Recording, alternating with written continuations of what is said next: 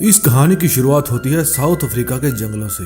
इस जंगल में हमें कई तरह के पशु पक्षी देखने को मिलते हैं। फिर हम एक फीमेल चीता को देखते हैं जिसके 3 छोटे छोटे बच्चे होते हैं। लेकिन तभी जंगल में भगदड़ मच जाती है क्योंकि वहाँ जंगल का राजा शेर आ गया था। फिर उसे देखकर वो फीमेल चीता भागने लगती है, लेकिन वो शेर उसे पकड़ लेता है और मार देता है। अब उस चीता के तीनों बच्चे अनाथ हो जाते हैं। जब रात होती है तो उन तीनों में से एक चीते का बच्चा चलकर हाईवे पर आ जाता है। तभी उसे देखकर एक कार रुकती है। उस कार में से जैन नाम का एक लड़का बाहर निकलता है जो उस बच्चे को देखकर काफी खुश होता है। वो अपने पिता को इसे अपने साथ घर ले जाने के लिए कहता है और उसे गोद में उठा लेता है। पहले तो उसके डैड मना करते हैं, लेकिन बाद में वो मान जाते हैं क्योंकि वो जानते थे कि अगर इसको यहाँ पर अकेला छोड़ दिया गया तो ये किसी कार के नीचे आ जाएगा। जब वे उस छोटे बच्चे को लेकर अपने घर पहुँचते हैं तो उस चीता के बच्चे को देखकर जैन की माँ बहुत खुश होती है। अब वे तीनों डिसाइड करते हैं कि जब तक ये बच्चा बड़ा नहीं हो जाता ये हमारे साथ हमारे घर में ही रहेगा। लेकिन जैन के मॉम डैड ये भी जानते थे कि चीता के बच्चे को घर में रखना खतरे से खाली नहीं है। लेकिन जैसे जैसे समय बीतता है वे भी उस बच्चे को प्यार करने लगते हैं। जैन उस बच्चे का नाम डूमा रखता है।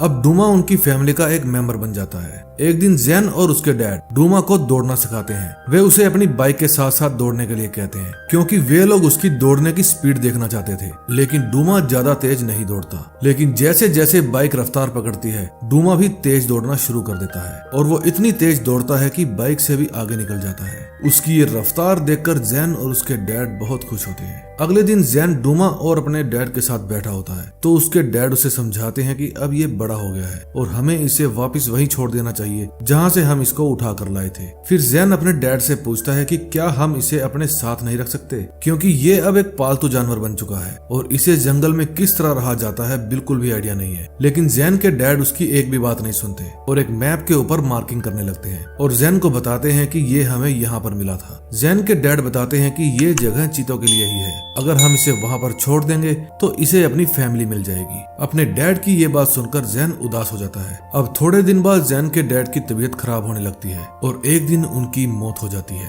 अपने डैड की मौत के बाद जैन भी काफी अकेला हो गया था क्योंकि वो ज्यादातर समय अपने डैड के साथ ही बिताता था। अब उनके घर का इनकम सोर्स भी खत्म हो गया था। इसलिए जैन की मॉम उसे बताती है कि अब हमें अपनी प्रॉपर्टी को रेंट पर देकर शहर तुम्हारी आंटी के पास जाना होगा ताकि मैं भी कोई जॉब कर सकूं। फिर जैन पूछता है कि डूमा कहाँ रहेगा। उसकी मॉम बताती है कि डूमा भी हमारे साथ ही रहेगा। अगले दिन जैन की मॉम डूमा और जैन को लेकर शहर की तरफ निकल पड़ती है। शहर में जाने के बाद वो जैन का एडमिशन एक स्कूल में करवाती है और खुद भी अपने लिए एक जॉब ढूंढ लेती है। जब जैन और उसकी मॉम घर से बाहर होते हैं तो डूमा जैन की आंटी के पास घर में ही रहता है। लेकिन जैन की आंटी डूमा से डरी डरी रहती है। अब एक दिन जब जैन की मॉम उसको लेकर स्कूल छोड़ने के लिए जाती है तो घर का दरवाजा खुला होने के कारण डूमा घर से बाहर आ जाता है। वो उनकी कार का पीछा करते करते जैन के स्कूल तक पहुंच जाता है। जब जैन अपनी क्लास में पढ़ रहा होता है तो डूमा उसे खिड़की से देख रहा होता है। उसे देखकर जैन परेशान हो जाता है। फिर जैन अपने क्लास टीचर से बाहर जाने की परमिशन मांगता है, लेकिन उसके टीचर मना कर देते हैं। लेकिन जैसे ही डूमा के ऊपर बच्चों की नजर पड़ती है तो सभी बच्चे डरकर वहाँ से भागने लगते हैं क्योंकि उन्होंने आज से पहले कभी भी चीता को इतने पास से नहीं देखा था। तभी जैन डूमा को ढूंढने लगता है। जब वो डूमा को ढूंढने के लिए एक वॉशरूम में जाता है तो वहाँ कुछ बच्चे आकर उसे तंग करने लगते हैं। लेकिन इससे पहले कि वो बच्चे जैन को कोई चोट पहुंचाते वहाँ डूमा आ जाता है। वे सभी बच्चे डूमा को देखकर वहाँ से भाग जाते हैं। उनमें से किसी एक बच्चे के पैसे वहीं पर गिर जाते हैं जिन्हें जैन उठा लेता है। अब जैन डूमा को लेकर स्कूल से बाहर आ जाता है। जैन की मॉम भी उसे ढूंढ रही होती है, लेकिन जैन डूमा को लेकर शहर से बाहर आ जाता है। वो अपनी मॉम के पास इसलिए नहीं जाता क्योंकि उसे डर होता है कि उसकी मॉम उसे चिड़ियाघर ना भेज दे।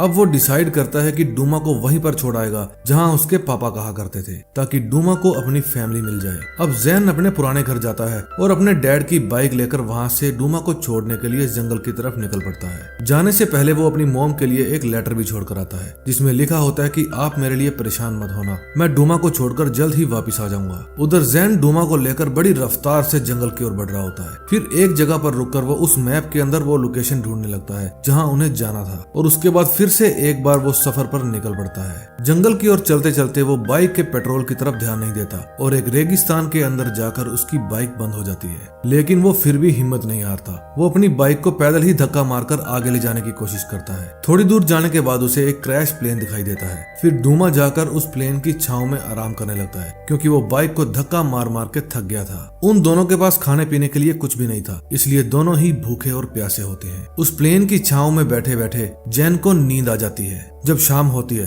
तो वहाँ से रिपकोना नाम का एक आदमी गुजरता है और वो जैन की बाइक देखकर उसे चुराने की कोशिश करता है, लेकिन इससे पहले कि वो बाइक को स्टार्ट करता वहाँ पर जैन आ जाता है। फिर जैन रिपकोना से पूछता है कि तुम यहाँ क्या कर रहे हो। रिपकोना बताता है कि मैं साउथ की तरफ अपने गांव जा रहा हूँ। फिर जैन कहता है कि हम वेस्ट की तरफ जा रहे हैं। फिर रिपकोना पूछता है कि तुम अकेले वहाँ क्या करने जा रहे हो, लेकिन इतनी देर में वहाँ पर डूमा भी आ जाता है। उसे देखकर रिपकोना डर जाता है, लेकिन जैन कहता है कि डरो मत, ये तुम्हें कुछ नहीं कहेगा। फिर जैन उससे पीने के लिए पानी मांगता है और बदले में अपनी बाइक से उसे लिफ्ट देने का वादा करता है। उसकी ये डील रिपकोना को मंजूर होती है और वो उसे पीने के लिए पानी दे देता है, लेकिन जब वो बाइक को स्टार्ट करने की कोशिश करता है तो बाइक स्टार्ट नहीं होती। फिर जैन उसे बताता है कि बाइक में पेट्रोल नहीं है। फिर जब रात हो जाती है तो वे लोग वहीं पर आग जलाकर सो जाते हैं और अगले दिन जब सुबह होती है तो रिपकोना उस क्रैश हुए प्लेन से एक पैराशूट बाहर निकालता है और उस पैराशूट को जैन की बाइक के साथ बांध देता है, जिससे हवा के दबाव के कारण बाइक आगे बढ़ने लगती है। अब वे तीनों अपने सफर पर निकल पड़ते हैं। अगले सीन में हम जैन की मोम को देखते हैं, जो उसके जाने के बाद काफी उदास होती है। फिर वो जैन के मिसिंग के पोस्टर पूरी सिटी में छपवा देती है, लेकिन फिर भी उन्हें अभी तक जैन की कोई भी खबर नहीं मिली थी। अब रेगिस्तान में चलते चलते वे एक ऐसी जगह पर आ जाते हैं जहां उन्हें अपनी बाइक को छोड़ना पड़ता है, क्योंकि सामने एक छोटी सी पहाड़ी थी और उन्हें उसके पीछे जाना था। वहां काफी ज्यादा गर्मी होने के कारण जैन और डूमा एक पहाड़ी की छांव में बैठ जाते हैं और रिपकोना खड्डा खोदकर पानी निकालने की कोशिश करता है। थोड़ी देर की मेहनत के बाद रिपकोना वहां से पानी निकालने में कामयाब हो जाता है। रिपकोना को ऐसे काम का एक्सपीरियंस था, इसीलिए वो जमीन में से पानी निकाल लेता है। इस पानी से वे तीनों अपनी प्यास तो बुझा लेते हैं, लेकिन उनके पास खाने के लिए कुछ भी नहीं होता। कई दिनों से भूखा होने के कारण वे कमजोर होने लगते हैं। तभी जैन अपने पास में एक शतुरमुर्ग को देखता है। फिर वो डूमा को कहता है कि जाकर उसका शिकार करो। डूमा ने आज तक कभी भी किसी चीज का शिकार नहीं किया था, इसीलिए उससे शतुरमुर्ग का भी शिकार नहीं होता, लेकिन वो उसे दूर भगाने में कामयाब हो जाता है। फिर वो अपने सूंघने की तेज पावर से शतुरमुर्ग के अंडों को ढूंढ लेता है। फिर वे उन अंडों को खाकर अपना काम चलाते हैं। फिर रिपकोना जैन से पूछता है कि तुम आखिर जा कहाँ रहे हो और क्यों जा रहे हो। फिर जैन रिपकोना को अपना मैप दिखाता है और बताता है कि मैं वहाँ डूमा को छोड़ने के लिए जा रहा हूँ, ताकि इसे अपनी फैमिली मिल सके। जब रिपकोना उस जगह को देखता है तो वो कहता है ये जगह तो काफी ज्यादा दूर है, वहाँ जाना खतरे से खाली नहीं होगा। तभी जैन कहता है कि मैं किसी भी खतरे से नहीं डरता। फिर रिपकोना जैन को कहता है कि आधे रास्ते तक तो मैं तुम्हें छोड़ दूंगा, लेकिन उसके बाद तुम अपने आप देख लेना। अब रात वहीं पर बिताने के बाद वे लोग अपने आगे के सफर पर निकल पड़ते हैं। जब थोड़ी दूर चलने के बाद जैन अपने कंपास में देखता है तो उसे पता चलता है कि रिपकोना उसे गलत दिशा में लेकर जा रहा है, लेकिन वो फिर भी इसके बारे में उससे कोई बात नहीं करता और उसके साथ साथ चलता है। रास्ते में उन्हें एक हीरो की खदान मिलती है, लेकिन तभी वहाँ जैन की मोम एक हेलीकॉप्टर में उन्हें ढूंढने के लिए आती है। वे तीनों उस हेलीकॉप्टर को देखकर छिप जाते हैं। फिर वो हेलीकॉप्टर वहाँ से चला जाता है और रिपकोना उस खदान के अंदर जाकर हीरो को ढूंढने लगता है। तभी वहाँ उस गुफा के अंदर से तेज आवाज आती है। फिर जैन भागकर अंदर जाता है। जब जैन अंदर पहुँचता है तो वो देखता है कि रिपकोना वहाँ पर मिट्टी के अंदर धंसा पड़ा है। फिर जैन उसे निकालने की कोशिश करता है और उससे पूछता है कि तुम मुझे नॉर्थ की तरफ क्यों लेकर जा रहे थे। फिर रिपकोना बताता है कि वो वाला रास्ता लंबा था, मैं तुम्हें पहाड़ी रास्ते से लेकर जा रहा था क्योंकि ये रास्ता छोटा है। लेकिन जैन रिपकोना की बात पर विश्वास नहीं करता, इसलिए वो उसे ऐसे ही छोड़कर वहाँ से चला जाता है। आगे जाकर जैन को एक नदी मिलती है। फिर जैन उस नदी को पार करने के लिए सूखी हुई लकड़ियों को इकट्ठा करके एक नाव बनाता है और उस नाव के अंदर बैठकर डूमा को साथ लेकर वहां से निकलने लगता है। जब आगे चलकर जैन को पता चलता है कि आगे चलकर ये नदी झरना बनकर नीचे गिरती है तो वो काफी घबरा जाता है। फिर वो अपनी नाव से नदी में कूद जाता है, लेकिन उस नदी में मगरमच्छ होते हैं जो उन पर हमला करने की कोशिश करते हैं, लेकिन जैन डूमा को लेकर सेफली नदी के किनारे पर पहुंच जाता है। अब जैन और डूमा जिस जंगल में पहुंच गए थे वहां पर और भी जानवर होते हैं। डूमा शिकार करने जाता है लेकिन वापस नहीं आता, इससे वो दोनों आपस में बिछड़ जाते हैं। फिर डूमा शिकारियों के द्वारा लगाए गए एक ट्रैप के अंदर फंस जाता है। डूमा को ढूंढते ढूंढते रात हो जाती है। तभी एक जंगली सुअर जैन के पीछे पड़ जाता है। जैन उससे अपनी जान बचाकर भागता है, लेकिन तभी जैन का पैर एक पत्थर से टकराता है और वो नीचे गिर जाता है। रात को जब जैन को होश आता है तो वो रिपकोना और डूमा को अपने पास में ही पाता है। फिर रिपकोना बताता है कि मैंने डूमा को पिंजरे से बाहर निकाला और तुम्हारी जान बचाई है। फिर जैन रिपकोना को थैंक यू कहता है और उसे ऐसे ही छोड़कर भाग आने के लिए माफी मांगता है। फिर रिपकोना जैन को बताता है कि मैं पैसे कमाने के लिए शहर गया था, लेकिन वहाँ कुछ गलत लोगों के चक्कर में फंस गया, जिसके कारण उसे जेल जाना पड़ा, लेकिन अब वो सुधर गया है और वापिस अपने गाँव जा रहा है। फिर जंगल में उन्हें एक हिरन दिखाई देता है। फिर जैन डूमा को उस हिरन का शिकार करने के लिए भेजता है,